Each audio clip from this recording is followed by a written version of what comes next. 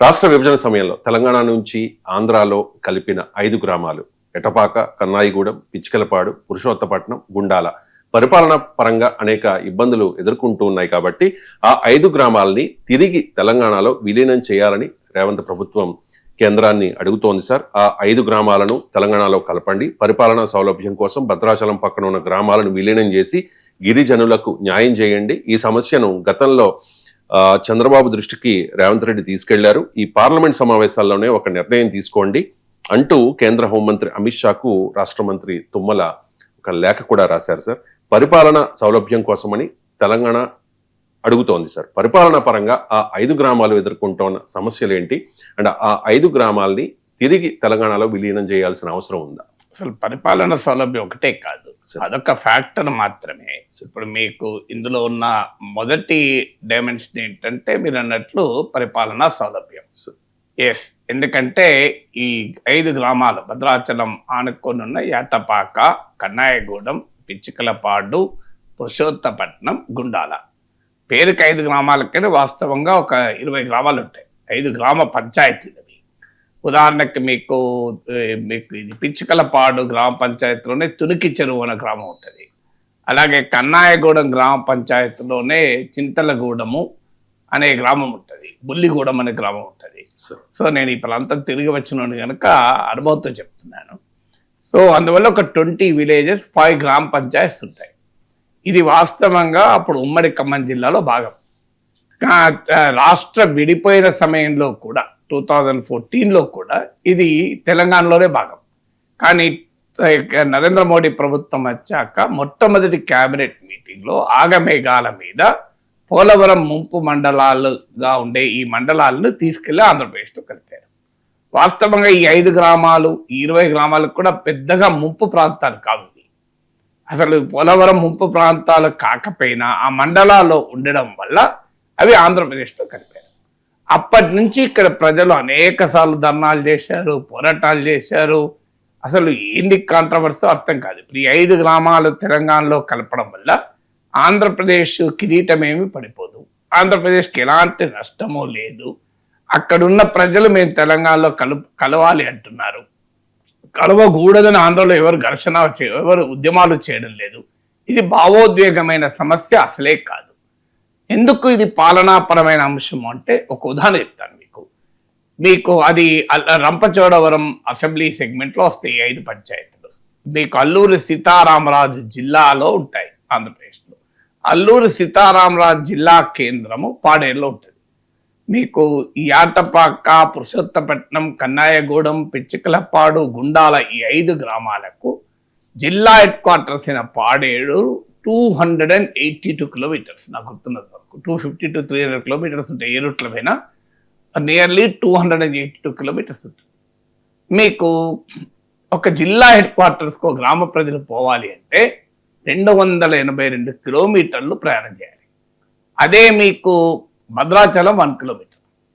భద్రాద్రి కొత్తగూడెం జిల్లా head quarters కొత్తగూడెంలో ఉంది, అది 40 కిలోమీటర్స్. వాస్తవంగా భద్రాచలంలో 5 గ్రామాలు కలిపితే జిల్లా హెడ్ క్వార్టర్స్ భద్రాచలం అవుతుంది. అప్పుడు దానికి కేవలం 1 కిలోమీటర్ అంతే. ఇప్పుడున్న జిల్లా హెడ్ క్వార్టర్స్ 40 కిలోమీటర్స్. రేపు ఈ 5 గ్రామాలు కలిపితే అది జిల్లా హెడ్ క్వార్టర్ భద్రాచలం అవుతుంది. ఎందుకు భద్రాచలం కాలేదో చెప్తాను నేను. సో 1 కిలోమీటర్లోనే జిల్లా హెడ్ క్వార్టర్స్ ఉంటుంది. ఇప్పుడు 282 కిలోమీటర్లు జిల్లా హెడ్ క్వార్టర్స్ పోవాలంటే మీరు ఆలోచించండి. ఉదాహరణకు ఏదైనా ఒక మేజర్ ఎలక్ట్రికల్ ప్రాబ్లం వస్తుంది, ఎలక్ట్రికల్ ఇంజనీర్ రావాలి జిల్లా హెడ్ క్వార్టర్స్ నుంచి. ఏదో లైన్ మెన్లు చిన్న అయితే వేస్తారు. ఎక్కడి నుంచి రావాలి? పాడేరు నుంచి. జిల్లాధికారులంతా ఎవరైనా అక్కడే ఉంటారు. డిఈఓ అయినా డిస్ట్రిక్ట్ అధికారులు ఏవైనా పాడేరులో ఉంటారు. ఇక్కడ స్కూళ్లను సందర్శించాలి డిఈఓ అంటే 282 కిలోమీటర్స్ రావాలి. ఇక్కడ హాస్పిటల్ సందర్శించాలి అంటే district medical and health officer 282 kilometres రావాలి. ఇక్కడ మీకు ఒక ఎలక్ట్రిసిటీ ఏదైనా మేజర్ ప్రాబ్లం వస్తే జిల్లా ఎలక్ట్రిసిటీ అధికారి రావాలంటే 282 కిలోమీటర్లు ప్రయాణం చేయాలి. అవుతుంది ఇది? మీరు జస్ట్ ఇమాజిన్. సో అందువల్ల అడ్మినిస్ట్రేటివ్ కన్వీనియన్స్ అనేది ఎంత ముఖ్యమో దీన్ని బట్టి అర్థమవుతుంది. రెండవది, ఈ 5 గ్రామాలు విసిరివేసి ఉండడం వల్ల ఆంధ్రప్రదేశ్లో వీటి అభివృద్ధి కూడా నోచుకోవడం లేదు. ఎప్పుడు కూడా ఒక మేజర్ టౌన్కు మేజర్ సిటీకి ఆనుకోనున్న గ్రామాలు అభివృద్ధికి నోచుకుంటాయి. మీరు గమనించండి, మీకు హైదరాబాదే ఉంది. ఒకప్పుడు హైదరాబాద్ కోర్ సిటీ, కోకాపేట ఒక విలేజ్, మీకు మోకిల్లా ఒక విలేజ్, శంకరపల్లి ఒక విలేజ్, మైనాబాద్ ఒక విలేజ్, చేవెళ్ళ ఒక టౌన్ విలేజ్ లేదా టౌన్, గట్కేశ్వర్ ఒక విలేజ్. ఇవన్నీ ఏమైనా ఇప్పుడు ఇవన్నీ హైదరాబాద్లో భాగమై మేజర్ గ్రోత్ సెంటర్గా, డెవలప్మెంట్ సెంటర్గా మారిపోయింది. మోకిల్లా, శంకరపల్లి, చేవెళ్ళ, మీరు ఇటువైపు వెళ్ళండి కోకాపేటలో అసలు ఏ రకమైన అభివృద్ధి ఉంటుందో ఆశ్చర్యం వేస్తాం మనకు. ఇవన్నీ ఒకప్పుడు గ్రామాలు కదా, కొల్లూరు ఇవన్నీ నార్మల్ గ్రామాలు. ఈ నార్మల్ గ్రామాలు కాస్త ఇప్పుడు ఎంత అద్భుతమైన అభివృద్ధి అయ్యాయి చూడండి. కారణం ఏంటంటే హైదరాబాద్ సిటీకి ఆనుకోనున్న గ్రామాలుగా ఉండడమే. మీకు ఢిల్లీ పక్కన గురుగ్రామ్ ఉంది హర్యానాలో, దాని పేరే గురుగ్రామ్. ఎందుకంటే ఒక స్టోరీ ప్రకారం ఏంటంటే ద్రోణాచార్యుడి స్థలం ఊరది. అక్కడ ద్రోణాచార్యుడు కౌరవ పాండవులకు విద్య నేర్పినటువంటి ప్లేస్, అందుకే దాన్ని గురుగ్రామ్ అంటారు. సో గురుగ్రామ్ మరి ఇవాళ ఒక పెద్ద ఐటీ సెంటర్, అది పెద్ద కార్పొరేట్ సెంటర్. నోయిడా ఉత్తరప్రదేశ్లో ఒక ఊరది. ఇప్పుడు అది ఎంత పెద్ద సెంటర్, మొన్ననే గ్రేటర్ నోయిడా ఇంటర్నేషనల్ ఎయిర్పోర్ట్ కూడా వచ్చింది. Noida Uttar Pradesh, Noida I think Uttar Pradesh, the best of my knowledge, subject correction. Gurugram Haryana, ఈ రెండు ఢిల్లీలో పక్కనే ఉండడం వల్ల ఎంత డెవలప్ అయ్యాయి. కానీ ఇప్పుడు భద్రాచలం పక్కనే ఉన్నా భద్రాచలం డెవలప్ కావడం లేదు. భద్రాచలం డెవలప్ కావడం లేదు కనుక ఈ 5 గ్రామాలు డెవలప్ కావడం లేదు. భద్రాచలం ఎందుకు డెవలప్ కావడం లేదు అంటే భద్రాచలంలో ల్యాండ్ లేదు. ఇప్పుడు మీరు భద్రాచలం టౌన్ మాత్రము తెలంగాణలో ఉంది, ఆనుకున్న విలేజెస్ అని ఆంధ్రాలో ఉన్నాయి. భద్రాచలంలో ఒక కలెక్టర్ ఆఫీస్ కట్టాలంటే ప్లేస్ లేదు, ఓ డంప్ సైట్ కట్టాలంటే ప్లేస్ లేదు, ఎనీ మేజర్ అడ్మినిస్ట్రేటివ్ బిల్డింగ్ కొరకు ప్లేస్ లేదు. అందువల్ల కొత్తగూడెం భద్రాచలం జిల్లా చేసిన తెలంగాణ ప్రభుత్వము గతంలో కేసీఆర్ ప్రభుత్వం ఉన్నప్పుడు జిల్లా చేశారు. కానీ కొత్తగూడెంలో హెడ్ క్వార్టర్స్ పెట్టాల్సి వచ్చింది. దాని కొరకు దాని పేరు భద్రాచలం జిల్లా అనకుండా భద్రాద్రి కొత్తగూడెం జిల్లా అనాల్సి వచ్చింది. సాధారణంగా ఏంటంటే ఒక జిల్లా ఒక గొప్ప పుణ్యక్షేత్రం కనుక దాని పేరిట జిల్లా పెడతారు. భద్రాచలం జిల్లా పెడదామంటే భద్రాచలంలో జిల్లా హెడ్ క్వార్టర్స్కు ప్లేస్ లేదు.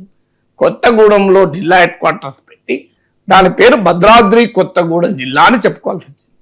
ఒకవేళ భద్రాచలమే జిల్లా హెడ్ క్వార్టర్స్ అయితే మీకు ఆటోమేటిక్గా భద్రాచలం చుట్టూ గ్రామాలు డెవలప్ అవుతాయి. హైదరాబాదే రాజధాని కాకపోతే కోకాపేట ఏ రకంగా ఉండి చిన్న గ్రామాలాగా ఉండిపోవు కదా. సో అందువల్ల మీకు భద్రాచలం డెవలప్మెంట్ దెబ్బతింటుంది 5 గ్రామాలు లేక, ఆ 5 గ్రామాల డెవలప్మెంట్ కూడా దెబ్బతింటుంది. ఇది రెండవది. మూడవది ఎకనామిక్ అండ్ సోషల్ రిలేషన్స్ అంతా భద్రాచలంతో. ఈ 5 గ్రామాల ప్రజలకు నిరంతర సామాజిక ఆర్థిక సంబంధాలు భద్రాచలంతో ఉంటాయి. మీకు ఉదాహరణ చెప్తాను. ఇవాళ ఈ 5 గ్రామాల రైతులు తమ వ్యవసాయ ఉత్పత్తులు అమ్ముకోవాలి, లేదు తమ అటవీ ఉత్పత్తులు అమ్ముకోవాలి. ఇదంతా గిరిజన ప్రాంతం కనుక వాళ్ళు ఎక్కడ అమ్ముకోవాలి? మీరు ఆంధ్రలో అమ్ముకోగలుగుతారు. ఇప్పుడు ప్యాడీ ప్రొక్యూర్మెంట్ కేంద్రం ఉంటుంది. ఎక్కడ ఉంటుంది అది? భద్రాచలంలో తెలంగాణ ప్రభుత్వ ప్యాడీ ప్రొక్యూర్మెంట్ ఉంటుంది. అక్కడ నుంచి అమ్ముకోగలరచ్చు ఇక్కడ, ఇక వేరే స్టేట్ అవుతుంది. తెలంగాణ రాష్ట్ర ప్రభుత్వము బోనస్ ఇచ్చి డబ్బులు ఖర్చు పెట్టి ఒక రైతుల దగ్గర ఆహార ధాన్యాలు కొంటే రాష్ట్ర రైతుల దగ్గర కొంటది తప్ప రాష్ట్రేతర రైతుల దగ్గర కొన్నది కదా. అంటే ఇప్పుడు 5 గ్రామాల రైతులు తాము పండించిన వడ్లు అమ్ముకోవటానికి పక్కనే కిలోమీటర్ దూరంలో ఉన్న భద్రాచలంలో అమ్ముకోలేక వారు పాడేరు పోయో రంపచేడవరం పోయో అమ్ముకోవాలంటే ఆ రైతులకు గిట్టుబాటు అవుతుంది. ఒకసారి ఆలోచించండి. అంటే ఎంత ఆర్థిక పరమైన డిస్కనెక్ట్ ఏర్పడిందో దీనివల్ల చూడండి. ఇది మూడవది. నాలుగవది డిజాస్టర్ మేనేజ్మెంట్. మీకు 1986లో అనుకుంటాను ఈ ప్రాంతానికి భారీ వరదలు వచ్చాయి. ఆ వరదల నివారణకు కరకట్టలు కట్టారు. ఈ కరకట్ట ఇప్పుడు ఈ 5 గ్రామాలను ఆంధ్రప్రదేశ్లో కలపడం వల్ల కరకట్ట కూడా 2 రాష్ట్రాల మధ్యకి అయిపోయింది. ఉదాహరణకు ఇప్పుడు ఆ కరకట్టకు మరమ్మతులు చేయాలి. ఆ మరమ్మతులు ఆంధ్ర వైపు చేస్తేనే భద్రాచలంకు వరదలవుతాయి. ఇప్పుడు ఏటపాక దగ్గర మీకు కరకట్ట బాగా దెబ్బతిన్నది. మీకు ఆ కరకట్ట తూముల నుంచి కూడా వాటర్ లీక్ అవుతుంది. మీకు కరకట్ట మరమ్మతులు చేపడితేనే భద్రాచలంకు వరద నివారణ అవుతుంది. ఇప్పుడు తెలంగాణలో ఉన్న భద్రాచలం వరద నివారణకు ఆంధ్రప్రదేశ్ ప్రభుత్వం 5 జాటపాక అనే తమ రాష్ట్ర గ్రామంలో కరకట్ట కట్టాలి. కడుతుందా? సింపుల్ క్వశ్చన్ కదా. అంటే తెలంగాణ టౌన్ కు వరదలు రాకుండా ఉండడానికి ఆంధ్రప్రదేశ్ ప్రభుత్వం నిధులు పెట్టి ఒక కరకట్ట నిర్మాణం చేస్తుందా? పోనీ తెలంగాణ ప్రభుత్వమే కట్టాలి అనుకుంటే తెలంగాణ ప్రభుత్వ అధికారులు వెళ్ళి ఆంధ్రప్రదేశ్ లో ఉన్న యాటపాకలో కరకట్ట కట్టగలరా? ప్రాక్టికల్ గా ఎంత అడ్మినిస్ట్రేటివ్ ఎంత ఇబ్బంది అవుతుంది చూడండి. అందువల్ల ఏమవుతుందంటే డిజాస్టర్ మేనేజ్మెంట్ కూడా కోఆర్డినేషన్ కష్టమవుతుంది 2 రాష్ట్రాల మధ్య. సో మీకు గోదావరి నదీ జలాల కొరకు ఘర్షణ, కృష్ణా జలాల కొరకు కాదు, ఆఖరికి విపత్తు నిర్వహణ కూడా 2 రాష్ట్రాల మధ్య డివిజన్ జరగడం వల్ల ఒక పెద్ద నష్టం అనేది వాళ్ళు జరుగుతుంది. మరి దీనికి ఎవరు బాధ్యత వహించాలి? సో ఇది 4వ ఫ్యాక్టర్. 5వ ఫ్యాక్టర్ ఏంటంటే మీకు రాములవారి పుణ్యక్షేత్రం. రాములవారి పుణ్యక్షేత్రం భద్రాచలం. రాములవారి గుడి ఉన్నదేమో భద్రాచలంలో, మీకు రాములవారి భూములు ఉన్నాయేమో ఆంధ్రప్రదేశ్లో. ఇది ఈ 5 గ్రామాల్లోనే భద్రాచల దేవస్థాన సంబంధిత భూములు ఉన్నాయి. అంటే చూడండి, మీరు దేవుణ్ణి తెలంగాణలో పెట్టి దేవుడి ఆస్తిని ఆంధ్రప్రదేశ్లో పెట్టారు. మీ బైఫర్కేషన్ ఎంత స్థాయిలో ఉంది? నరేంద్ర మోడీ రామభక్తుని చేసిన చట్ట సవరణ వల్ల రాములవారి ఆస్తుల్ని విడగొట్టారు. ఇదేనా రామభక్తులు చేయాల్సిన పని? ఈ కామన్ సెన్స్ అయినా చూపెట్టకూడదా? అయ్యా, రాములవారి భూములను దూరం ఎలా చేస్తారు మీరు? రాములవారి భూముల్ని 2 రాష్ట్రాలకు ఎందుకు విడగొడతారు? రామభక్తులైన నరేంద్ర మోడీ పాలనలో ఇది జరిగితే రాములవారు క్షమిస్తారా? ఒకసారి ఆలోచించండి. నిజంగా భద్రాచలంకు కేంద్రం చేసింది ఏమీ లేదు ఇప్పటి వరకు. భద్రాచలం ఆఖరికి రామాయణ సర్క్యూట్ అనే టూరిజం సర్క్యూట్ పెడితే ఫస్ట్ టైం అనౌన్స్ చేసిన రామాయణ టూరిస్ట్ సర్క్యూట్ లో మీరు చూడండి, భద్రాచలం లేదు. విచిత్రం ఏంటంటే, అంటే ఆశ్చర్యం ఎందుకు మరి ఇది? అంటే దక్షిణ భారతదేశంలో రాముడు వేరు, ఉత్తర భారతదేశంలో రాముడు వేరా? హిందీ భాష మాట్లాడే ప్రాంతంలో రాములవారు వేరు, తెలుగు భాష మాట్లాడే ప్రాంతంలో రాములవారు వేరుంటారా? మీకు అయోధ్య రామన్నోమో ఇంత గ్లోబల్ టూరిస్ట్ డెస్టినేషన్ గా చేశారు, చెయ్యాలి కూడా. ఎందుకంటే స్పిరిచువల్ టూరిజం ఒక అద్భుతమైన అవకాశం, ఆధ్యాత్మిక పర్యాటకం. నేను దానికి సంతోషంగా ఒప్పుకుంటాను. కానీ మరి అదే స్పిరిచువల్ టూరిజంలో భద్రాచలం ఎందుకు చేయకూడదు? అయోధ్యతో పోటీ కాదు, ఎవరికి పోటీ కాదు. ఎందుకంటే ఆ సరియు నది వదిన ఆ శ్రీమన్నారాయణుడు రామావతారం వెలిసినటువంటి ఒక గొప్ప పుణ్యక్షేత్రం. అయోధ్య పట్ల అందరికీ గౌరవం ఉంటుంది. కానీ అయ్యా, భద్రాచలంలో పర్ణశాలలోనే సీతాలక్ష్మణ సమేతంగా రాముల వారు అక్కడ నడియాడారు, అక్కడ నడిచారు, అక్కడ తిరిగారు.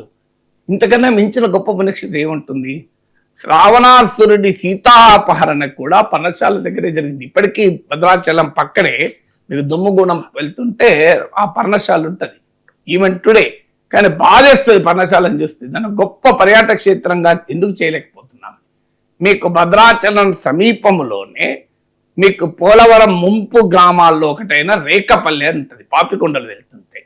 రేకపల్లె అని దానికి ఎందుకు పేరు వచ్చిందో తెలుసా రవిశంకర్ గారు? సీతమ్మ తల్లిని రావణాసురుడు అపహరించి వెళుతుంటే పక్షి దశరథుడి స్నేహితుడైనటువంటి జటాయువు అనే పక్షి రావణాసురునితో పోరాడితే ఆ జటాయువు రెక్క విడి అక్కడ పడిపోయింది కనుక దాని పేరు రేకపల్లె అంటారు. ఎంత గొప్ప పుణ్యక్షేత్రం చూడండి. నేను భద్రాచలం నుంచి పాపికొండలు కుటుంబ సమేతంగా వెళ్తున్నప్పుడు నేను ముందే మా మిత్రులకు చెప్పాను, నేను రేకపల్లెలోనే బ్రేక్ఫాస్ట్ చేస్తాను. ఎందుకంటే జటాయువు రావణాసురునితో పోరాడి రాములవారి సేవలో వైకుంఠాన్ని చేరినటువంటి గొప్ప పుణ్యక్షేత్రం అది. సో అక్కడే ఆగి నేను అక్కడ బ్రేక్ఫాస్ట్ చేస్తానంటే మా మిత్రుడు అక్కడ ఒక ఇంట్లో బ్రేక్ఫాస్ట్ అరేంజ్ చేశారు. ఎందుకంటే ఆ ఎమోషన్ అనిపించింది, అయ్యో రేకపల్లె కదా, ఇంత గొప్ప విచిత్రత ఉంది కదా. అన్ఫార్చునేట్లీ ఎంతమందికి రేకపల్లె పుణ్యక్షేత్రం తెలుసు మీకు? ఆ బాధేస్తుంది. నిజంగా ఎందుకు చేయకూడదు? దాన్ని తీసుకెళ్ళి దాన్ని ఇప్పుడు పోలవరంలో ముంచేశారు అనుకోండి. సో మనకు ఆధ్యాత్మిక సంపదలో ఉత్తర దక్షిణ భారత తేడాలు ఉండదు. ఆధ్యాత్మిక సంపదలో హిందీ తెలుగు భేదం ఉండకూడదు. ఎందుకు ఒక 500 కోట్లు 1000 కోట్లు ఇవ్వరాదు నరేంద్ర మోడీ ప్రభుత్వం? నాకు తెలిసిన వరకు 100 కోట్లు ఇప్పటివరకు ఇవ్వలే. 50 లక్షల కోట్ల రామభక్తుల ప్రభుత్వ బడ్జెట్లో ఒక్క 500 కోట్లకు మా భద్రాచలం రాముల వారు నోచుకోరా? బాధేస్తుంది. ఎందుకు ఇంత మీకు సౌత్ ఇండియా పైన, తెలుగు వారి పైన ఎందుకు ఇంత చిన్న చూపుని అడుగుతున్నాను. నేను ఓపెన్ అడుగుతున్నా. అయ్యా నరేంద్ర మోడీ గారు, చేతులు జోడించి అడుగుతున్నాం. మీరు రామభక్తులు, మీ పాలనలోనైనా ఒక 11 ఏళ్ళుగా రామభక్తుల పాలనలో భారతదేశం ఉంది. మా భద్రాచల రాముల వారి అభివృద్ధికి ఒక 500 కోట్లు ఇవ్వకూడదా? 500 కోట్లు 1000 కోట్లు ఇవ్వకూడదా? 51 లక్షల కోట్లు కదా. మీరు అయోధ్యకు కట్టిన దానికి మేము ఆనందపడుతున్నాం కదా. ఇంతవరకు మీరు గమనించండి. అమిత్ షా వస్తే ఎక్కడికి పోయాడు? భద్రాచలం వచ్చాడా? రాలే. ఏడికి పోయాడు? మీకు చార్మినార్తోని భాగ్యలక్ష్మి టెంపుల్కి వెళ్ళాడు. చూడండి తేడా. ఎందుకు ఈ తేడా మీకు? దీనికి తేడా ఒకటే. భాగ్యలక్ష్మి టెంపుల్కి వెళితే రాజకీయాలు చేయొచ్చు, మతం ఆధారంగా పెద్ద విభజన తేవచ్చు. భద్రాచలం వస్తే ఏమొస్తుంది? అయోధ్య వెళితే రాజకీయం వస్తుంది. అందుకే అయోధ్య కేంద్రంగా రాజకీయ సమీకరణ కొరకు అయోధ్య మీద ప్రేమ. భద్రాచలంలో రాజకీయ సమీకరణ ఏమి ఉండదు కనుక భద్రాచలం పట్ల వివక్ష. ఎందుకు మోడీ గారో, అమిత్ షా గారో, ఇంకో మంత్రులు నాకు గుర్తున్నంత వరకు తెలియలేదు. Subject verification. నేను చాలాసార్లు అడుగుతూ వస్తున్నా, భద్రాచలం ఎందుకు వెళ్ళరు అని.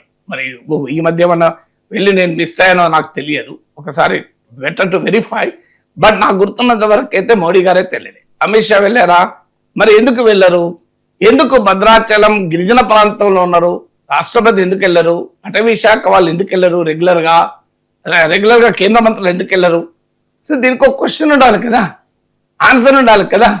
సో మీకు అందువల్ల నేను అనేది అంటే ఆధ్యాత్మిక సంపదకు తేడాలు ఉండకూడదు. ఇప్పుడు కాశీని, వారణాసిని గొప్పగా మోడీ అభివృద్ధి చేస్తున్నాడు. దక్షిణ కాశీ అయిన మా కాళేశ్వరాన్ని ఎందుకు అభివృద్ధి చేయరు? మీరు ఎందుకు చేయరు? కాళేశ్వరం దక్షిణ కాశీగా పేరు కదా. సో ఈ పుణ్యక్షేత్రాల మధ్య ఎందుకు ఈ వివక్ష చూపెట్టాలి అంటున్నా. దీనికి ఆన్సర్ ఉండాలి కదా. సో భద్రాచల రాముల వారి కోసమైనా ఈ 5 గ్రామాలను మీరు తెలంగాణ కలపాలి. నరేంద్ర మోదీ ఇప్పటి వరకు భద్రాచలం వెళ్ళలేదు సార్, కానీ 2023 ఆగస్టు 7న కేంద్ర హోంమంత్రి అమిత్ షా భద్రాచలం. అందుకే నాకు అమిత్ షా వెళ్ళినట్టు గుర్తుంది కనుకనే నేను ఆ క్లారిటీ ఇచ్చాను. ఆ డౌట్ వచ్చింది నాకు, అందుకే చెప్పాను. సో అందువల్ల మీరు భద్రాచలం మోడీ గారి తెలియదు. అది కూడా 2023లో మాలాంటి వాళ్ళని నిరంతరం ప్రశ్నిస్తూ వచ్చా. అమిత్ షా ఎందుకు వెళ్ళలేదు అంటే హోంమంత్రి అయినాక 9 ఏళ్ళకి వెళ్ళారు. సో మీకు ఒకే పైన వెళ్ళారు ఎప్పుడో ఒకసారి, సంతోషం. సో అందువల్ల మీకు నేను ఎందుకు అడుగుతున్నానంటే ఈ స్థాయిలో వివక్షను ఎందుకు చూపెట్టాలి అంటున్నాను. అందువల్ల ఇవాళకైనా నా రిక్వెస్ట్ ఏంటంటే రాముల వారి కోసమైనా ఆ భూముల్ని, హోంమంత్రి వెళ్ళారు కదా, ఈ భూములు కలపాల్సింది హోంమంత్రే కదా, మీరే స్వయాన చూశారు కదా, మరి వీరికి ఏంటి అభ్యంతరము? సో దాన్ని కలపవచ్చు కదా ఇప్పటికైనా తెలంగాణలో. ఇదేం భావోద్వేగమైన సమస్య కాదు. ఈ 5 గ్రామాలు కలపడం వల్ల ఆంధ్రప్రదేశ్లో ఎవరికి అభ్యంతరం ఉండాల్సిన అవసరం లేదు. ఎందుకంటే చంద్రబాబు నాయుడు గారు కూడా రాముల వారి భక్తులే కదా. అట్లేమి ఎవరికైనా దేవుని విషయంలో తేడాలు ఏమి ఉండవు కదా. మీరు అయినా ఇప్పుడు తీరాలి. అందువల్ల ఇది క్లియర్గా అడ్మినిస్ట్రేషన్గానే కాదు, ఎకనామిక్గానే కాదు, ప్రజల దృష్టితో చూసినా, మీకు విపత్తు నిర్వహణ, డిజాస్టర్ మేనేజ్మెంట్ రీత్యా చూసినా, పాలనా సౌలభ్యం రీత్యా చూసినా, ఆఖరికి ఆధ్యాత్మిక పర్యాటక రంగాన్ని అభివృద్ధి చేయాలన్న దృష్టిలో, దేవుని దృష్టిలో చూసినా కూడా ఈ 5 గ్రామాలు తెలంగాణలో కలపడం అనేది న్యాయమే.